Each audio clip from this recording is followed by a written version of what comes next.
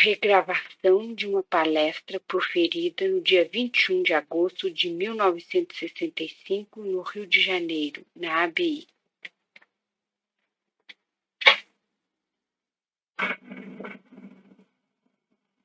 A primeira pergunta, que hoje seria tema para que nós conversássemos, refere-se a saber a quem devemos glorificar, o homem ou a sociedade. Essa pergunta é uma pergunta fundamental da nossa época, porque se nós sabemos que há necessidade de uma modificação em vista de uma série de erros que têm sido cometidos em prejuízo de grupos humanos imensos. E todos aqueles que desejam uma sociedade humana em que as relações sociais sejam as mais positivas possíveis e que nós evitemos, tanto quanto possível, as relações sociais negativas, a procura saber o que devemos fazer para evitar que essas relações sociais se perpetuem ou continuem. Realmente nós não podemos conceber a sociedade como um ser de persiste subsistente.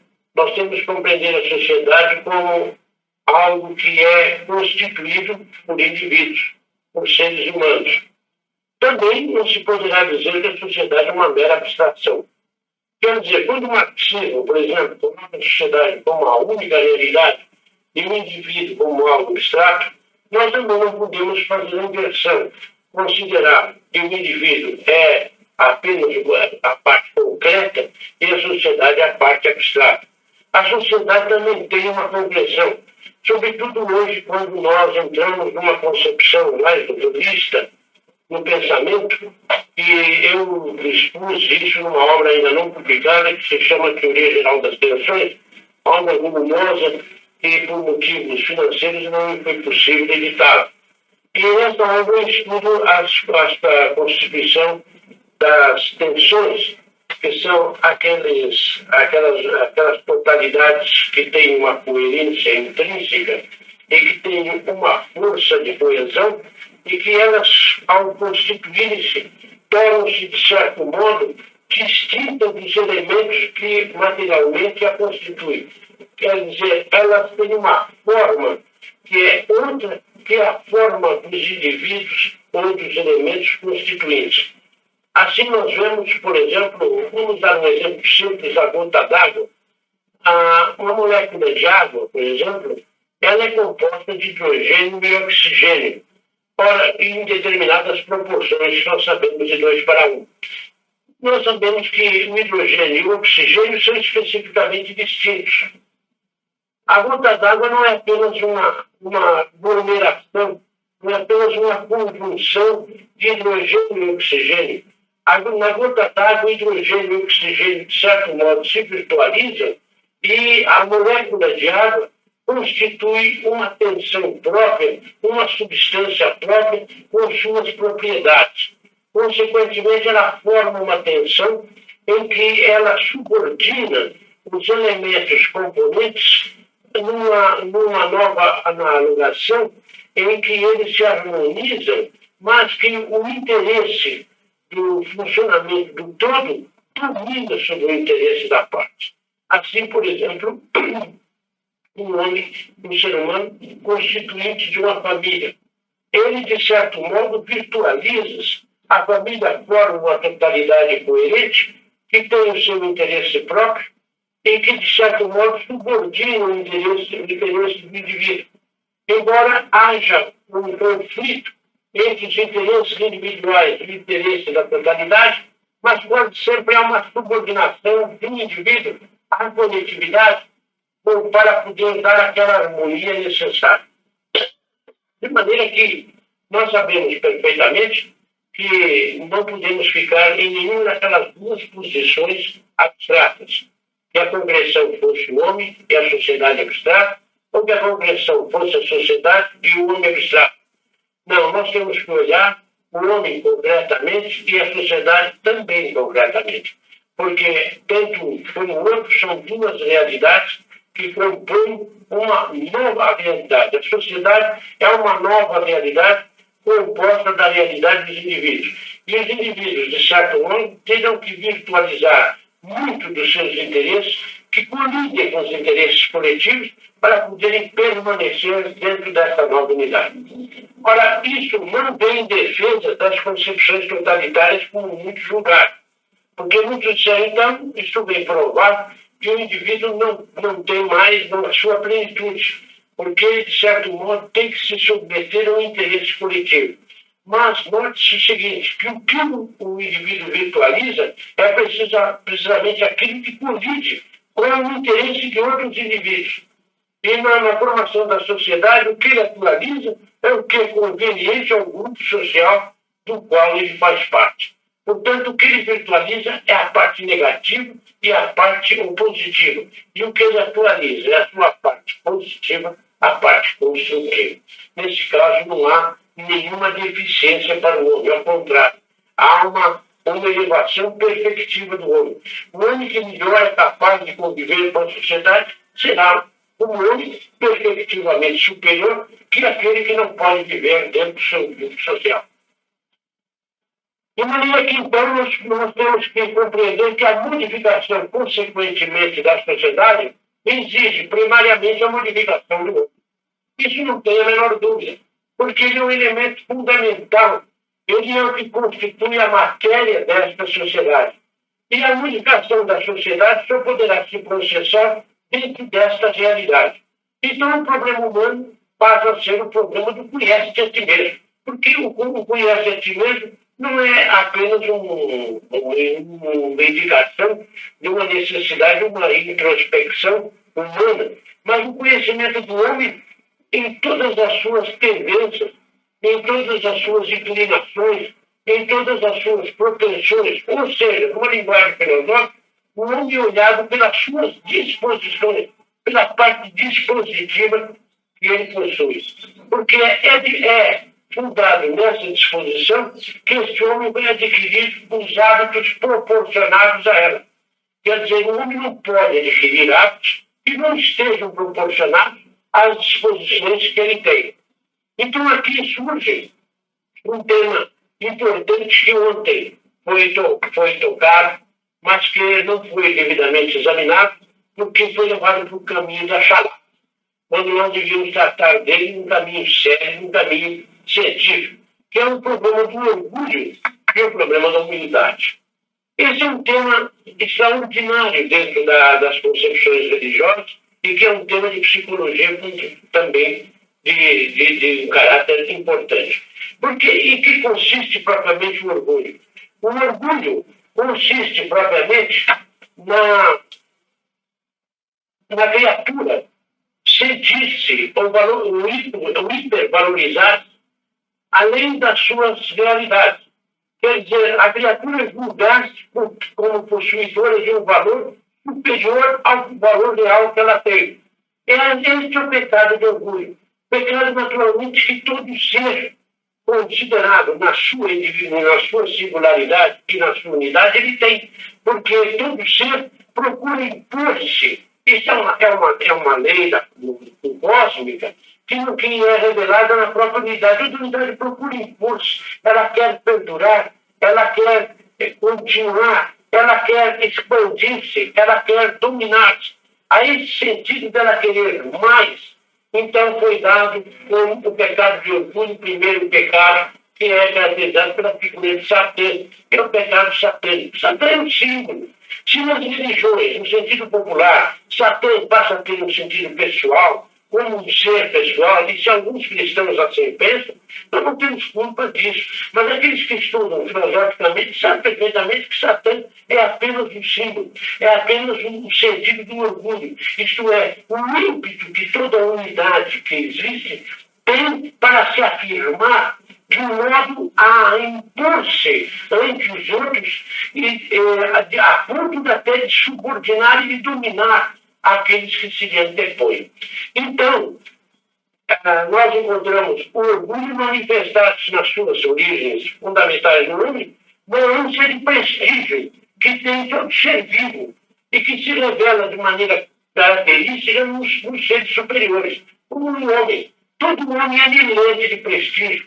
Todo ser humano quer prestigiar-se socialmente sobre os seus semelhantes. Ele quer ser mais, ele quer impor-se. Às vezes, quando ele não pode impor-se pelo seu saber ou pela sua ciência, quer impor-se pela força, ou quer impor-se pela sua habilidade, ou quer impor-se pela sua astúcia, ou quer impor-se até pela sua própria malícia, até considerando superior por ser ruim, por ser mais ruim do que os outros, por ser um criminoso mais completo do que os outros, mas sempre, no fundo, uma ânsia de prestígio. É ainda uma manifestação desse orgulho primeiro que é próprio de todo ser finito, que não se contém dentro dos seus limites e que deseja ampliar aquilo que Nietzsche chamava o mergulho, aquele querer mais, que ele chamou depois de vontade de potência. Essa vontade de potência, esse ímpeto para a potência, esse tender para mais, que é próprio de todo ser vivo, de toda a unidade. Ora, então em que consistiria a humildade? A humildade consistiria no conhecimento das suas próprias possibilidades, do seu real valor. O humilde é aquele que não se apresenta como mais do que ele realmente é. É aquele que reconhece o valor alheio, não procura desmerecê-lo.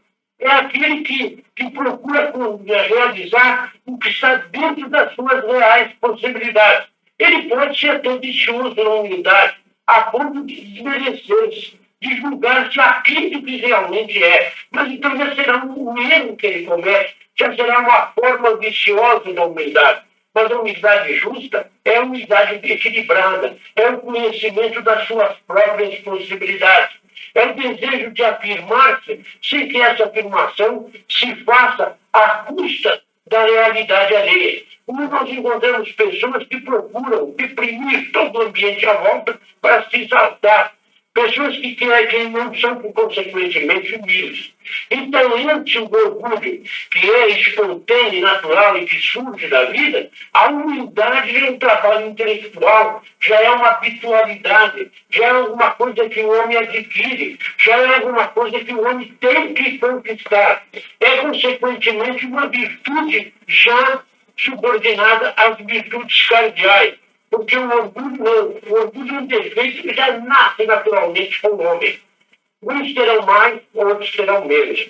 E quando que o homem, conhecendo a si mesmo, ele conhecerá as suas possibilidades, ele conhecerá a sua real capacidade, então ele deve atingir a humildade. Precisamente por falta desta humildade é que a humanidade sofre.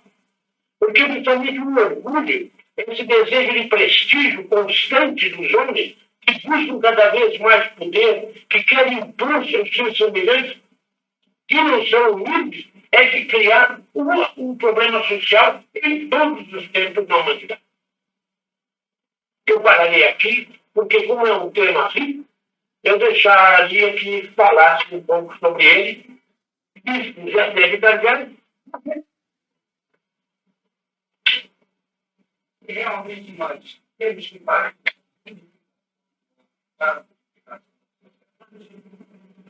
Não tem impressão que todo problema se resolve psicológico. Vai ter tudo funcionar. Eles não para a psicologia. E abandonar todos os outros setores. Depende de educação da sociedade. Os setores ficariam evidentemente subordinados à comunicação. Essa é a primeira pergunta que eu gostaria de fazer. Gostaria de ver mais velocidade e mais claridade. Realmente, nós não poderíamos afirmar que a solução do problema humano fosse apenas um problema psicológico. Porque, psicologicamente, o homem ele não se completa dentro da própria psicologia, porque ele, se é fundamentalmente um corpo, um psiquismo, que é o que caracteriza como a mente racional, é o que caracteriza o ser humano, que o distingue dos outros animais, ele naturalmente é um ser que não vive apenas a vida psicológica, Essa vida psicológica se desenvolve em torno da própria ecologia, do ambiente circunstancial histórico no qual ele vive. De forma que nós sabemos que essa vida psicológica sofre as influências desse ambiente, como por sua vez também a própria disposição psíquica do homem atua sobre o ambiente. Como há uma interatuação, porque os hábitos adquiridos passam posteriormente a serem as próprias disposições do homem para novas assimilações, quer dizer, a acomodação do homem vai se processando cada vez mais rica com a contribuição dos hábitos adquiridos, daquilo que ele vai adquirindo através do seu desenvolvimento, consequentemente, ele cada vez tem uma disposição distinta, de forma que as modificações na psicologia humana ou no conhecimento humano, para que ele possa acomodar-se melhor à sociedade, tem que acompanhar também com modificações sociais. Porque, do contrário, nós teríamos que recorrermos exclusivamente à pedagogia. Então, teríamos que ficar na pedagogia psicológica e deixando o homem ainda viver certas condições históricas desfavoráveis, todo o trabalho pedagógico estaria perdido. É preciso que, simultaneamente ao trabalho pedagógico, se faça alguma coisa no sentido social, para criar uma interatuação benéfica para o desenvolvimento do próprio homem. Bom, era precisamente esse ponto que eu queria chegar. Quer dizer, que a modificação é concomitante. É necessário fazer alguma coisa socialmente dentro do ambiente circunstancial e, simultaneamente, o trabalho psicológico. Porque atualmente a psicologia, chamada psicologia de profundidade, como vocês sabem, ela está desenvolvendo análises extraordinárias. Pode haver muito erro, pode haver muito defeito nisso, mas essas contribuições vão sobrar coisas valiosíssimas. Já há contribuições definitivas, quer dizer, já há muita coisa que virá em benefício da humanidade. E é necessário, eu sempre digo que essas adversidades que às vezes surgem no pensamento humano, elas têm um aspecto negativo, mas também elas provocam uma reação positiva. Assim, o cepticismo foi uma necessidade, porque se não houvesse céticos, não se teria desenvolvido a lógica, não se teria desenvolvido a ontologia. Aristóteles jamais teria realizado a sua obra se não tivesse que justificar as suas posições em face do trabalho destrutivo que na filosofia grega se havia feito. Se não houvesse, por exemplo, a luta entre os protestantes e os católicos no Renascimento, não teria se desenvolvido a dialética como se desenvolveu, porque a necessidade de enfrentar aquela luta levou aqueles homens a se dedicarem melhor ao estudo da lógica, o que é uma contribuição para a humanidade. De forma que aquelas ideias que são do marxismo, ela trouxe benefício, porque veio dar ao homem uma maior preocupação com os problemas econômicos que eram desprezados. Quer dizer, nós temos que considerar tudo isso como sempre seu aspecto também positivo. Agora, quando alguns, por exemplo, cristãos e católicos se opõem à psicologia em profundidade, erroneamente, por não compreendê-la, porque muitos entre eles que compreendem estão ao lado, trabalham como esse grupo de carmelitas, que atualmente na França está se dedicando aos estudos psicológicos, tem publicado obras extraordinárias. Eles estão publicando hoje uma enciclopédia, é muito volumosa, mas não é uma obra de primeira plana, que eu julguei que era de primeira plana, uma enciclopédia católica do século moderno, que já está em 157 volumes. Essa enciclopédia, ela tem ali inúmeras obras de psicologia do Baudelaire, com outros autores modernos que estão contribuindo, que eu programa de buscá-las para lê-las, porque eles se dedicam a estudar, por exemplo, a psicanálise, especialmente um volume inteiro sobre análises feitas sobre a própria psicanálise, realizadas por psiquiatras, cristãos, etc., e sobretudo justiceiro, que é muito interessante e muito importante, porque isso está provocando, dentro desse elemento, também estudos que vão também contribuir. Quer dizer que de tudo isso vai sobrar muito de valioso para a humanidade, o que vai enriquecer a pedagogia futura, porque a pedagogia depois é que vai recorrer às regras fundamentais para transmitir aos pais e aos mestres para que eles possam orientar os jovens na sua formação. De maneira que, inegavelmente, o trabalho psicológico que os senhores estão fazendo aqui no Rio de Janeiro é uma coisa extraordinária. Eu acho que é uma orientação muito boa, porque ela precisamente vem coincidir com o que é necessário fazer, porque nós temos que dar ao homem o maior conhecimento de si mesmo. Mas como vamos dar ao homem o conhecimento de si mesmo, dizendo apenas a cada um, conhece a si mesmo, se ele não sabe como conhecer-se a si mesmo?